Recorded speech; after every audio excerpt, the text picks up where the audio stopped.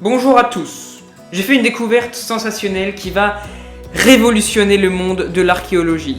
J'ai découvert ce squelette authentique de dinosaure dans mon jardin. J'ai creusé à 400 mètres de profondeur à la petite cuillère pour le trouver, donc je suis plutôt fier. C'est un Triceratops qui datait de 1920. Voilà, c'est pour ça, il vivait en 1920, messieurs. Comment ça, vous me croyez pas? Et c'est pas parce qu'il y a un petit peu de poussière, c'est parce que je l'ai trouvé il y a un petit moment. En 1920, il n'y avait plus de dinosaures. Blague, foutaise. Non, mais évidemment, je blaguais. Ça, par contre, c'est une canine de dinosaure. Ce n'est pas une blague cette fois, hein. Ça c'est authentique, bien sûr, évidemment. Je ne me permettrai pas de vous mentir une seconde fois. Cette fois-ci, je les ai bien dit. Chers amoureux de l'histoire et amis du présent, bonjour. Vous en avez déjà sûrement fait la mauvaise expérience. En tout cas, vous le savez, il y a des escrocs et des menteurs partout. Que ce soit sur internet ou devant un stand de poulet rôti. Et bien sûr, l'archéologie ne fait pas exception. Vous vous doutez bien que dans ce domaine, un petit tour de passe-passe ne suffit pas à berner les spécialistes. Et pourtant, et il faut bien leur accorder ça, souvent les escrocs sont plutôt malins. Parfois même, il faut bien le dire, ils frôlent le génie. Si vous avez vu ma vidéo sur ce qui est une des plus grosses fraudes archéologiques, une des plus grandes supercheries de l'histoire, c'était l'homme de Piltdown, vous savez à quoi vous attendre dans cette vidéo. Sinon, tenez-vous bien, installez-vous confortablement et laissez-vous guider, car j'en suis certain, ces histoires vont vous passionner. Allez, pas bouger. Avez-vous déjà entendu parler de ça? Si ce n'est pas le cas, vous connaissez certainement Banksy, cet artiste contemporain qui avait fait énormément parler de lui, notamment lors d'une vente aux enchères dans laquelle l'œuvre à vendre avait fini broyée, créant ainsi le buzz. En 2003, ce génie, alors je suis obligé de l'appeler comme ça, parce qu'il a quand même berné le British Museum avec sa supercherie, en créant une fausse peinture rupestre qu'il accrocha avec le cartel et tout comme si c'était une vraie œuvre. Et elle va rester 3 jours dans le musée, dans le British Museum, le très célèbre musée, avant qu'il ne s'en aperçoive. Aujourd'hui, l'homme préhistorique au caddie fait partie des collections du musée, mais dans la partie 21e siècle, je pense qu'on est tous d'accord pour dire que c'est mieux ainsi. Alors, celle-ci, c'est plutôt un poisson d'avril, si vous voulez. Elle est sympa, je trouve, parce que en plus, j'adore ce que fait Banksy avec ses œuvres engagées, comme celle-ci, qui est excessivement connue. Je pense que j'en ferai une vidéo entière, parce qu'il y a énormément de choses à dire sur lui.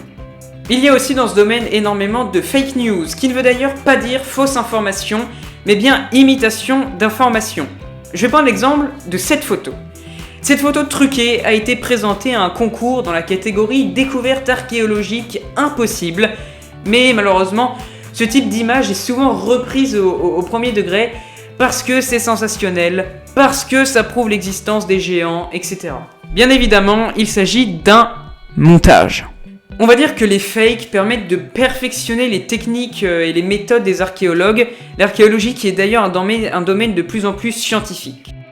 Ah, alors celles-là, je les adore, mais alors vraiment, dans le domaine des supercheries, c'est vraiment ma catégorie préférée. Je vais vous parler des objets complètement anachroniques qui laissent penser que d'anciennes civilisations auraient atteint un niveau technique beaucoup plus élevé que ce que l'on pensait jusqu'à maintenant, voire même supérieur au nôtre.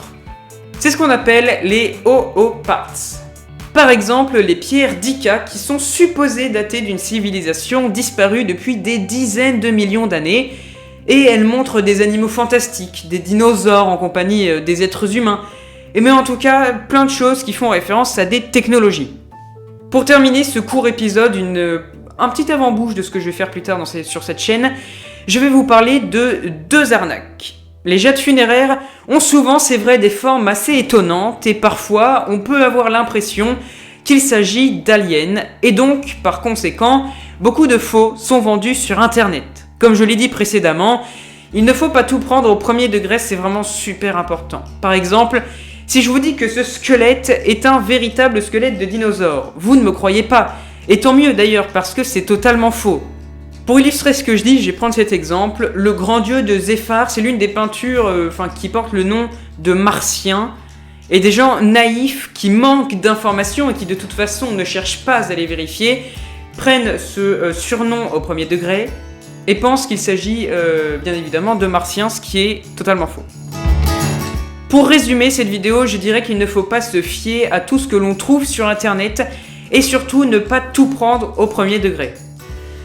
Même si ça peut paraître comme ça, vous qui regardez votre écran, je n'ai pas du tout envie de vous faire la morale, mais plutôt de vous donner des conseils. En fait, si vous voulez être certain qu'une information trouvée sur internet, par exemple, soit vraie, n'hésitez pas à vérifier l'information et donc à vérifier si la source est une source fiable.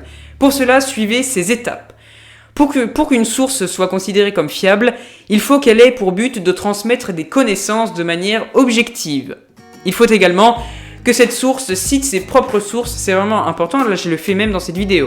Qu'elle soit réalisée par un expert dans son domaine, et enfin que cette source vous soit conseillée par un spécialiste. Si toutes ces cases sont cochées, vous pouvez être certain que les informations sont vraies. Si toutes ces cases sont remplies, alors là c'est vraiment le top du top. C'est parfait.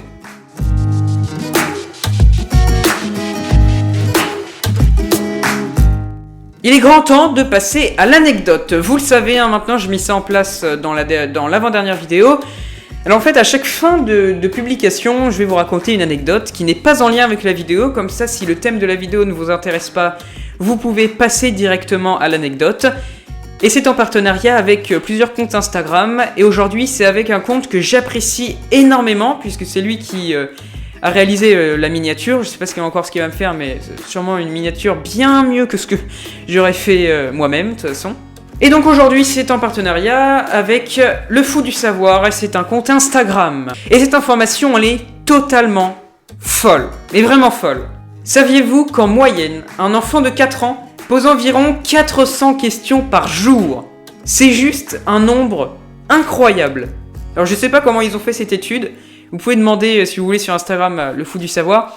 Alors je sais pas s'ils ont compté le nombre de questions qu'un enfant de 4 ans dit, mais 400 questions, est-ce que vous vous rendez compte ce que ça représente? 400 questions, c'est juste énorme. Pour plus d'informations, pour plus d'anecdotes plutôt dans ce genre-là, n'hésitez pas à vous abonner à Le Fou du Savoir. Et par ailleurs à mon compte Instagram, c'est celui-ci, ça fait toujours plaisir. Le Fou du Savoir sur Instagram, le lien est dans la description. Voilà, donc faites-vous plaisir, abonnez-vous, vous allez apprendre. J'ai vraiment appris énormément d'informations sur ce compte. Donc abonnez-vous à, si je récapitule la vidéo, Le Fou du Savoir sur Instagram, mon compte Instagram du pain sur la planète, comme ma chaîne finalement, avec des tirets du bas. Abonnez-vous à cette chaîne YouTube et passez une bonne semaine. Voilà, j'ai placé ça n'a rien à voir.